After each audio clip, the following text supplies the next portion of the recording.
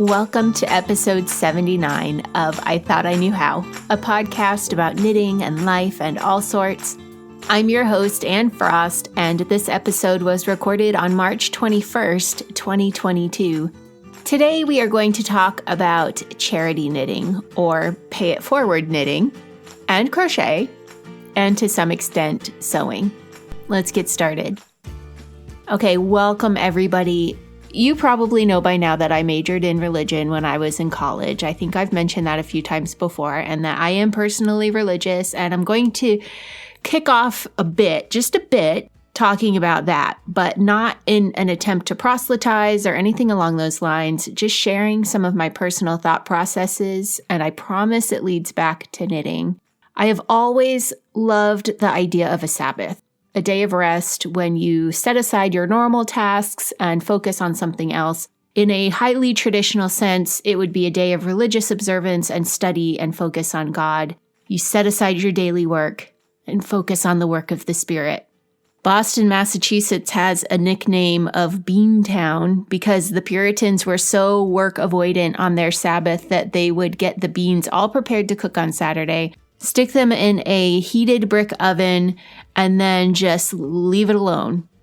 They wouldn't feed the oven. They would let the heat could burn out. That was fine. But there was enough heat in that oven and enough time by the time they needed to eat on Sunday that the beans would be fully cooked and they could just remove it from the oven and eat.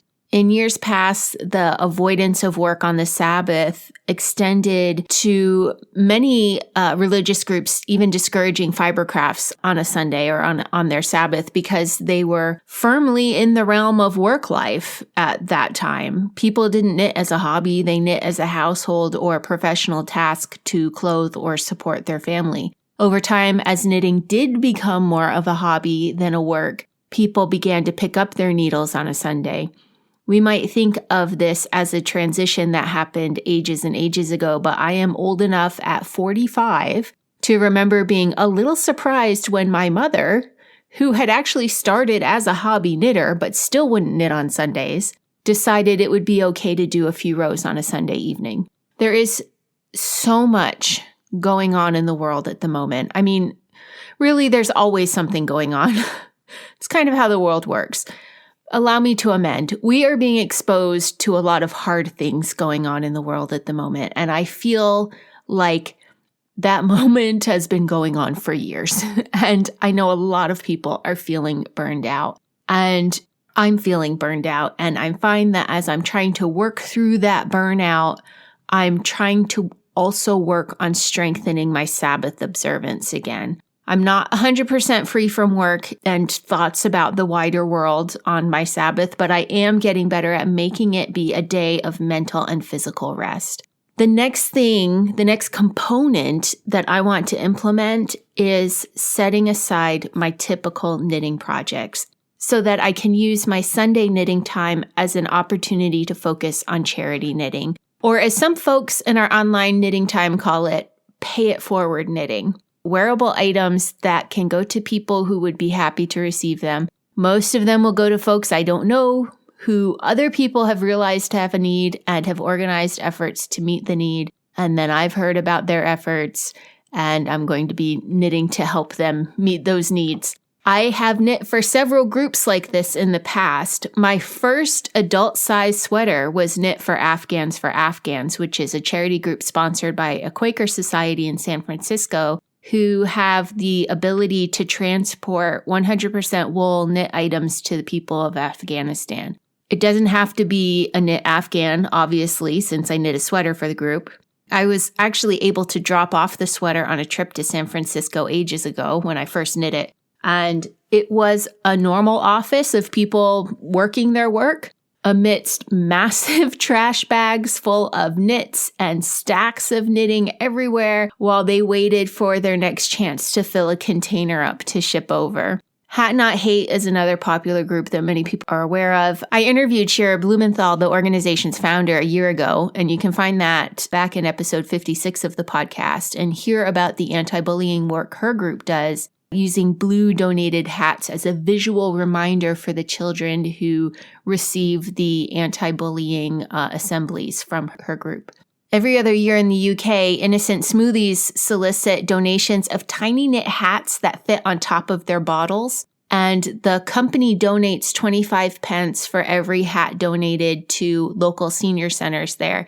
That was a very addictive project. And that particular charity project can be very controversial because some people are upset that knitters put so much effort into knitting tiny hats for a company rather than big hats for actual people.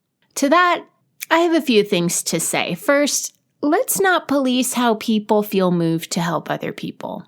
And second, I think that this is a great project for all those tiny little bits of yarn in different sizes and different fiber types that many of us have floating around in our stashes from different projects that would not work well together as a normal-sized anything. Socks, hats, whatever. I knit over 100 Innocent hats one year by knitting 5 a day, and I was able to clear out a plastic shopping bag full of yarn leftovers doing it that did not work well together, but were perfect for these tiny little hats. Most recently, and also in the past actually, I've knit and crocheted rectangles for Warm Up America, who collects the squares from fiber crafters all over, and then they give them to volunteers who join them into blankets to distribute to the groups that request them for the people they serve. I know this may seem sort of extremist, that I want to set aside my daily knitting for special charity-focused knitting as an act of Sabbath observance. But honestly, the more I do the podcast and research and social media posting about projects, the more my knitting does start to feel like work.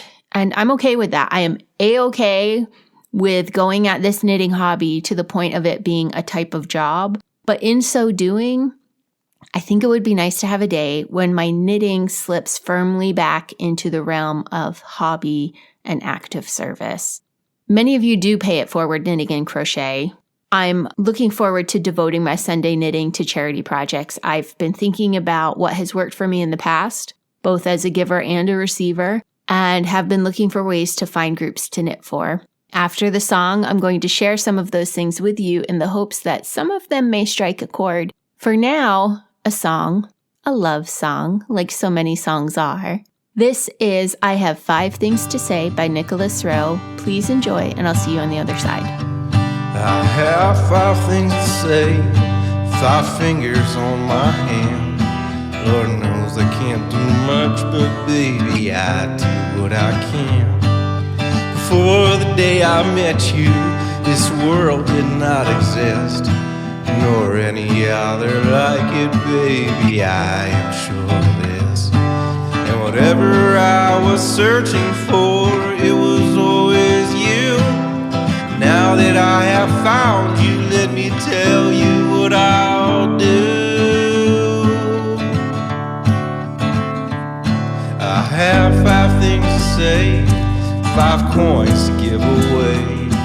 You know my money's counterfeit, but accept it anyway. When everything I own gets burned away, goes up in smoke, I can walk away and laugh about it, treat it like a joke. Cause if it's only just the 2 of us, that's really all I need.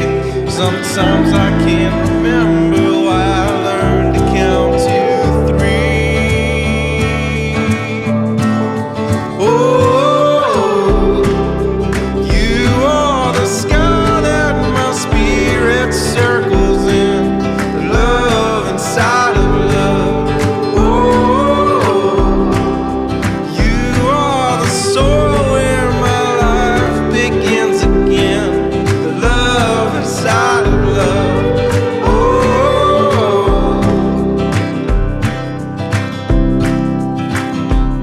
I have 5 things to say, 5 songs that I can sing. I'm gonna sing them with my whole heart, really giving everything.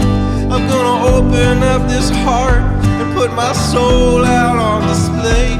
All the anger and frustration, all the sadness and the pain. But there is joy and there is happiness tucked up in there too, spilling out into this love song that I'm singing just for you.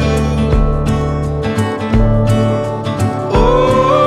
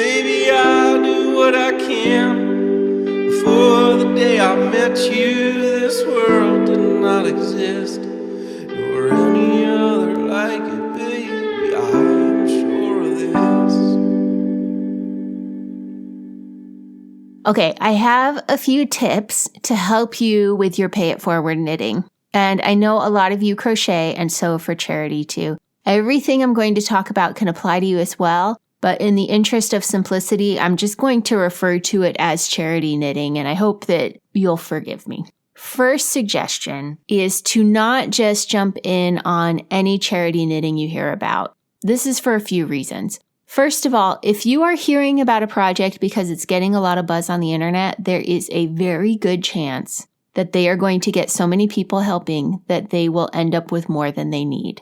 Some examples that come to mind are the sweaters for penguins and the pouches for marsupials that were affected by the wildfires in Australia. In both instances, the charities who put out the initial call for knit items were overwhelmed with the response, and not in the emotional sense, in the actual where are we going to put all of these sense. There are quite a few charities out there that are able to manage a huge response. Warm Up America, as I mentioned, and Hat Not Hate are two of them. But a lot of others underestimate the knitting community's ability to care. So instead, I suggest that you look around for a charity that speaks to you, either because of who they work with, or where they are located, or what their ethos is. We will talk more about where to find those in a bit. Second bit of advice is once you know who you are going to knit for, look for their requirements and follow them. When they request Afghan squares that are a certain size, make them that size. If they need clothing items in specific sizes, make them that size. Check your gauge. Sending things that are too big or too small sometimes means that your donation gets binned or pulled apart to be used for supplies or set aside to eventually hopefully find another home with another charity that might be able to use it. If the charity has made a specific request, assume that they know what the needs are and have their reasons for making those requests and work within those parameters. This also holds true with the type of yarn you use. Some charities, like Afghans for Afghans, specifically ask for items made with wool because it's better for the people in Afghanistan to have wool garments than acrylic. It's much warmer. And as a rule, Afghanis have enough experience with wool that they know how to care for it. Other organizations may specify that you not use wool because the people who will receive the item don't know how to care for it. Or maybe certain wools have proven to be too delicate for their needs, so they want to avoid them altogether. Some charities request specific colors or that you avoid certain colors. Some welcome images knit into the garment. Some cannot use anything with an image on it. Find the rules for the organization and follow them. If you get bored with one organization's requirements, that's okay. You can switch and knit for someone else for a while and then come back to the first group if you want to. This next one is going to be a sensitive one. And I'm sorry, and I really do not want to cause offense.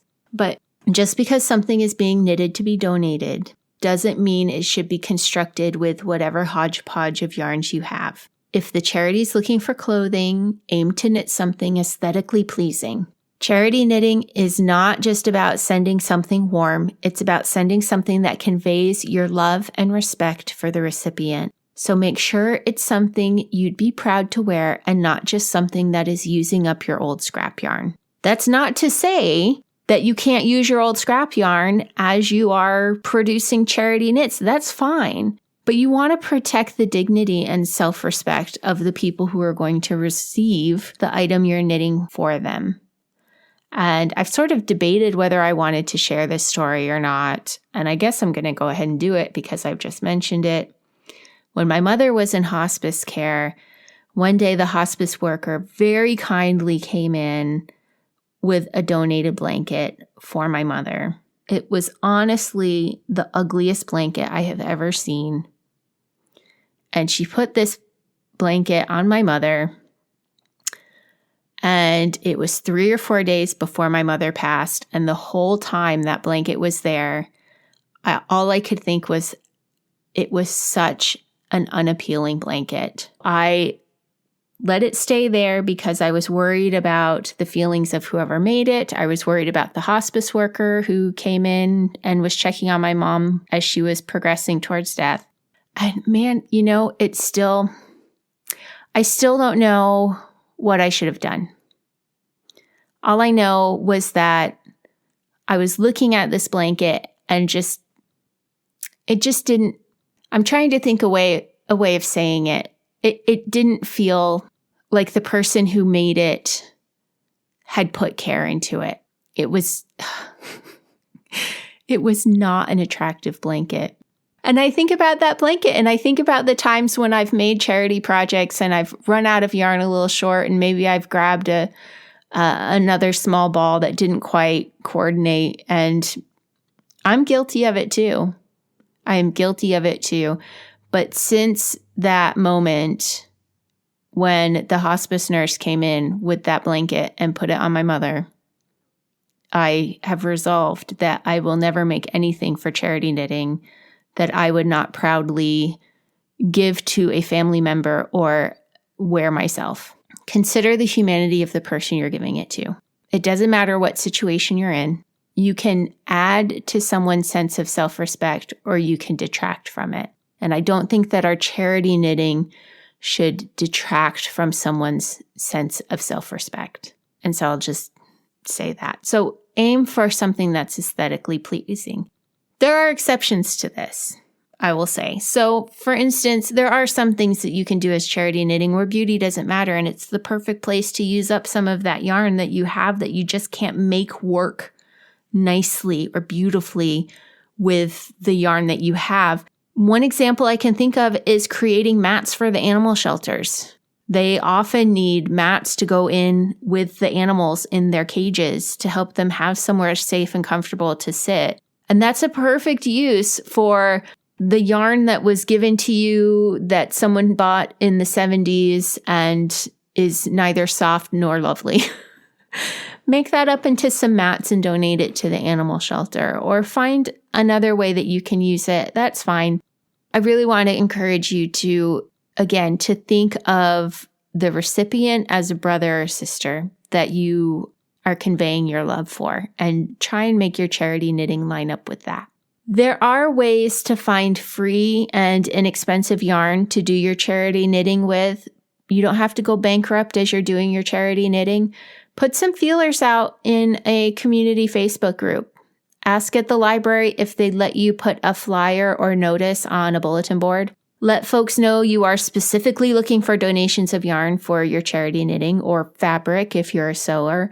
And then follow through with how you used it. So I'd even suggest you go as far as post photos of what you made on the Facebook group, for instance, in your town, and thank the donor. Then you could even use that post as an opportunity to ask for more yarn for your charity projects if you need it. If you don't need it yet, then just send a little thank you before you make your donation. Another source of yarn for charity knitting might be a local yarn store owner. They are often given yarn by people who are moving into assisted living or across the country or just into a smaller house, or by the families of those who have passed. I've known some yarn store owners who redistribute the yarn for free to those who are going to use it for charity. Others I've seen charge $1 per ball or hank, and then they donate those funds to a charity of their choosing. Either way, your local yarn store owner may have a way for you to access the yarn you need for charity knitting, so don't be afraid to ask them. One thing to keep in mind when you reach out for yarn donations is that you should not feel bad about saying, I have enough now. You don't have to ram your house full of yarn donations just because you asked for it. Thank the people with extra yarn for being willing to donate. Explain you only have so much room in your house to store yarn, and ask them if they would be okay if you reached out to them again when you have run out of what you already have and are looking for more. So where do you find groups to knit for? If you are online, you will likely come across charity projects from time to time. Look into the ones you hear about and decide if it's a good fit for you. Remember, some of these are not going to need the number of donations they are inevitably going to get. So don't feel like just because you hear something and it sounds particularly cute or fun that it will be a wise choice for you to jump into it. If you want to be a bit more proactive, on Facebook, there are several groups that exist to help connect knitters with groups that need help. Charity Knitting with Nicole is one that I've been a member of for a while. Charity Knitting and Crafts is another. Just enter charity knitting in the search bar and see if you can find a group that suits you. There's plenty of them there. Another option is the justserve.org website, which exists as a clearinghouse for charities worldwide. Not every location has in-person service opportunities yet, but you can choose the volunteer remotely option and see a whole list of organizations that are looking for knit, crocheted, and sewn items. Check with local police stations and see if they need stuffed animals or blankets for families that they come in contact with. Contact local agencies that work with children in foster care and ask what their current needs are. If you're not sure how to find a group like that, in the United States, you can dial 211. Let them know what you would like to do and ask if they know an agency you can contact, and they will be able to give you some options. So for instance, you call 211 and say, "Hi, I'm a knitter and I'm looking for a group that I can donate some knitting to. Can you give me the information for some people who work with children in foster care? Or can you give me the contact information of some groups who work with the people who have aged out of foster care?" Things like that. 211 is there. They can help you find organizations like that. There are groups out there who knit for soldiers, cancer and other health patients, foster children, homeless and underprivileged people, new babies, new moms, schools, school children. Food programs will often collect knitwear to distribute to people who come in for their assistance. LGBT youth, animal shelters, senior citizens, refugees. There's more. There's tons of different causes that you can knit for. Make a few phone calls. If someone says no, their organization doesn't have a need at the moment, ask them if they know another organization who could benefit from some hand knit items and try them next. A lot of the times, the people who work for these charity organizations or social service organizations, they know one another, they're aware of one another, and so they are often the best resource for learning who needs what. Keep it up until you find someone. I promise you, sadly, that the need is there. You all know I have a Patreon for those who want to support the podcast. The funds raised there go to paying the bills associated with the podcast and offset some of the costs involved with getting to interviews and things like that. Well, another service I use is coffee.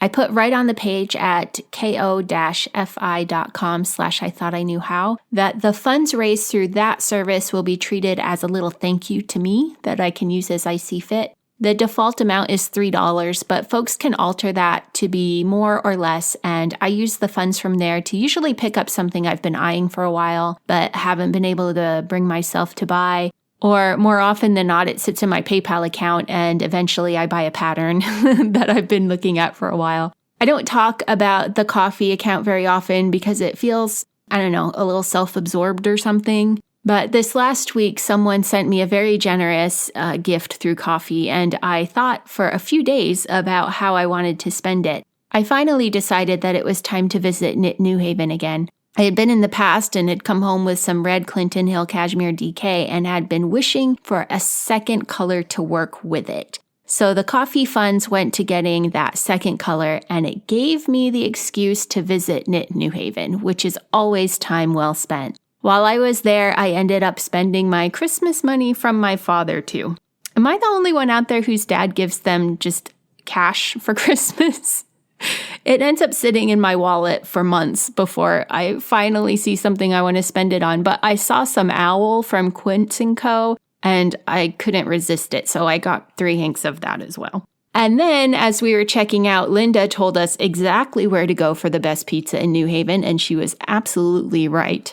I am not going to have time to review the Clinton Hill Cashmere before the season ends, but I am definitely enjoying having it on my desk at the moment for a quick pat now and then. You can find your own desk cashmere at knitnewhaven.com, and thank you to Lorette for the unexpected and appreciated treat through coffee.com/I-thought-I-knew-how. Speaking of luxuriant yarns, Morehouse Farm has added a new line of yarns to their collection. The Glenleigh Worsted is a true worsted with excellent stitch definition. I have seen it in person and it is as soft as all get out and comes in 12 beautiful colors that all need names. Visit morehousefarm.com and look for the link on the page that says help us name the colorways. Enter your suggestions, and if your name wins, Erin will send you a skein of the yarn you named. Again, visit morehousefarm.com and look for help us name the colorways. Good luck. Okay, I'm on to a new topic now, and I don't really have a good segue for it, so I'm just going to move on. We're going to talk about something else now. We are approaching the end of March, which has been my month of lace. I didn't go crazy researching lace. I just focused on lace projects. The main one, of course, was the Hap Cowl designed by Ella Gordon that we worked on as a knit-along this month. There are still a few more days after this releases to post your progress or finished photo in the Purl Together Ravelry group. I will have a link in the show notes for that. I ended up knitting 2 Hap Cowls as the pattern was written using Uradale Yarn. Very happy with both of them. One has orange as the main color, the other has blue. And I was going to knit one to give away and one to keep, and I think I'm going to keep both of them. Please don't tell anyone. Then I saw someone suggest that knitting it in mohair would be fun, and so I knit 2 more, but those were both half the length. So rather than wearing it doubled, you just wear it as it is. And it was a good idea, I have to say. I went stash diving and pulled out both mohair and lace weight wool. My first attempt wasn't too great because the main color was a mohair yarn, and it was an old school mohair from 20 plus years ago. And it was a lot bulkier than the other yarns I used, which were some lace weight wool and some lace weight mohair. But those of you who have been knitting for a long time know that 20 years ago lace weight mohair and modern lace weight mohair are 2 totally different animals. So I had to double the modern day or contemporary lace weight mohair, and it still wasn't as thick as the 20 years ago lace weight mohair. So the entire project, my first go at the entire project, ended up very strange because the main color mohair was much thicker than the lace weight wool and other mohair that I used. And so it ended up being a very sturdy fabric for 4 inches as you did the main color. And then the actual lace section was much thinner and drapier. And then it ended with more of the 20 years ago mohair. And so it's very thick, very thin, very thick. And it looks very silly when it's on. So I cast on another one. This time I doubled the lace weight wool and the lace weight mohair to get so that the lace would be more substantial, more in line with the mohair from 20 years ago. And so with a more consistent drape all throughout, it worked much better. But I'm still kind of tempted to just try a third time. And this time just use the lace weight wool as lace weight wool instead of doubling it.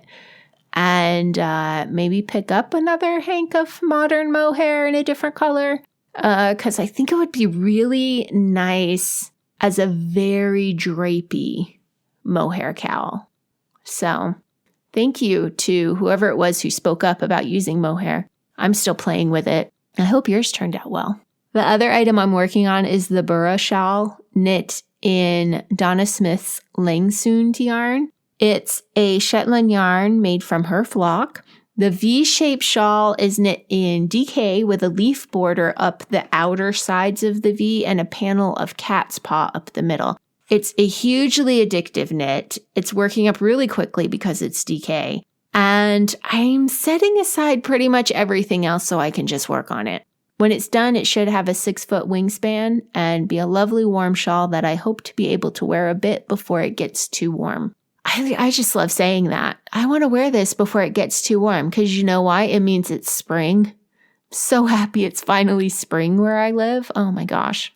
This was a long winter. Sorry, back to lace. Finally, I've been taking a knitting class from Elizabeth Williamson all through the month on knitting a hap. She introduced me to a way of constructing the hap that I hadn't been exposed to before, where you knit the bottom lace edging, the border on top of that, then the central panel on top of that. Then you knit another edging and border and attach that to the top of the center panel. Then you knit each side's edging and border and attach those to the sides of the central panel. And when I mentioned it was a new method to me, making it the third way, I'd sort of consciously seen how Shetland haps were constructed. Elizabeth came back the next week with a list of 7 ways she'd heard of that Shetland knitters created or connected up the traditional haps. Just a reminder, my friend, of 2 things. First, heritage crafts are more complex than we sometimes give them credit for. The knitters of the past reasoned their way through things in ways that made sense to them, which leads me to the second thing. There is more than one right way to do something in knitting.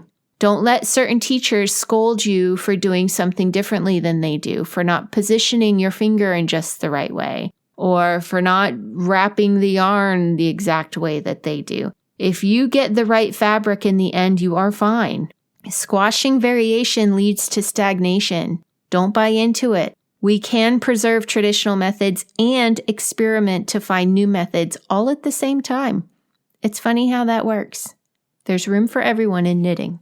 But I digress. The super cool part of the class was learning how to do the Betsy join, which is a method used to join all those pieces of the hap together in such a way that it creates a look of a row of eyelets. It's really lovely, and it's a method that was unique to one part of Shetland, and those who were used to it were unaware that it was unique to them. Luckily, Betsy was spotted working it at a Wool Week event a few years ago, and it's now being taught by Betsy and Elizabeth and a few others. It's a very clever method that I'm not going to disclose here because it's still being taught by a very small pool of people. So I'll just encourage you to take one of the online classes being offered by Elizabeth Williamson and learn how to do it yourself. I have enjoyed my foray into lace this month. I do a lot of color work and a lot of plain knitting, but I really do love lace, so it was nice to devote some time to it in various forms throughout this whole month.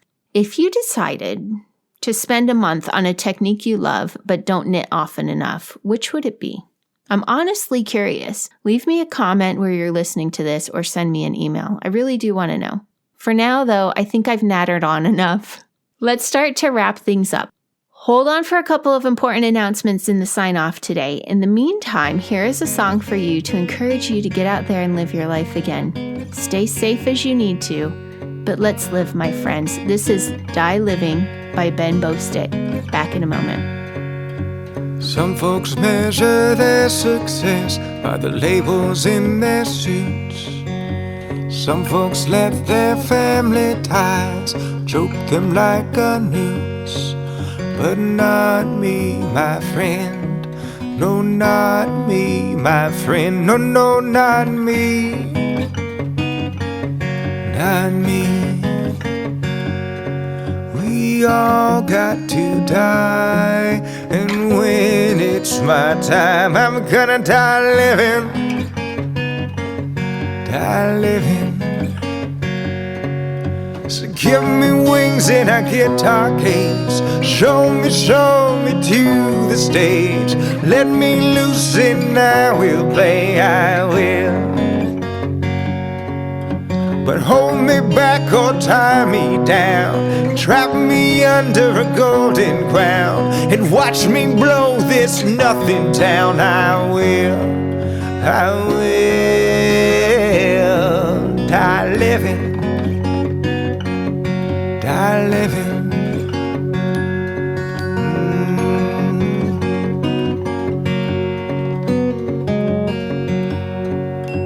Some folks argue politics till it drives them mad. Some folks let their problems shine, wear them like a badge.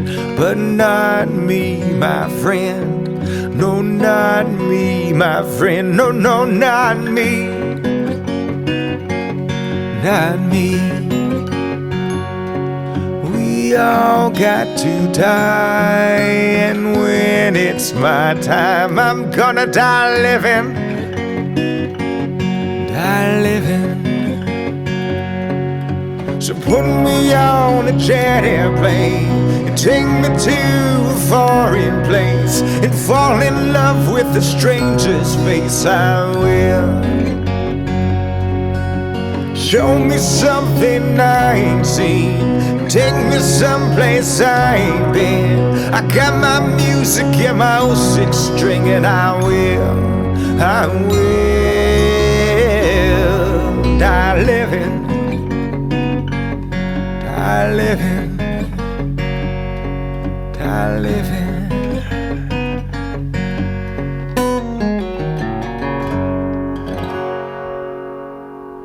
A few more things before I go. We have one more episode left in season 6. During the break, I will be headed to Shetland for the first batch of Macking Our Way Through Shetland tours. I'm really thrilled that the world has opened up enough that we are able to move forward with those tours this year. I will be seeing some of you there. I will also be gathering some interviews for when the podcast returns in June. I'm very excited about those. If all goes to plan, that little half season that will happen this summer will include people involved in fiber crafts in one way or other from 3 different countries. Also, many of you know that my website went through some major changes about a year ago, and now that I've lived with it for a while, it's going to be going through some more refining. As part of the process, I will be adding a store, and the first thing to be added to that store will be a 31-day Advent-style yarn box with a New Year's theme. Details will be coming out in the coming weeks, and pre-orders should go live sometime in the beginning of May. If you do the math on all of that really quick, the details and pre-orders will be going live after the next episode during the hiatus of the show. So to get the details as they happen, be sure you are following I Thought I Knew How on Instagram, or that you are in the I Thought I Knew How podcast group on Facebook, or that you hop over to IThoughtIKnewHow.com and sign up for the mailing list. Okay, back in 2 weeks with the season ender episode. In the meantime, thank you for listening and knitting with me for a bit.